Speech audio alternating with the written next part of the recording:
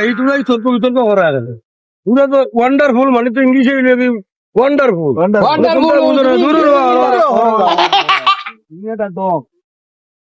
বল ভাই কাহিনী কি তুই জানো নি তুমি ও ফুলটা দেখিয়া ভালো লাগতে আজকে আইলাম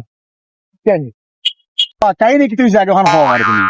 ওহা দেখো রূপালী ভাই আমি কইলাম ফুলটা দেখিয়া সুন্দর লাগছে ফুল বেটা উঠে ওয়ান্ডারফুল আমি কইতাম রামপাটার ফুল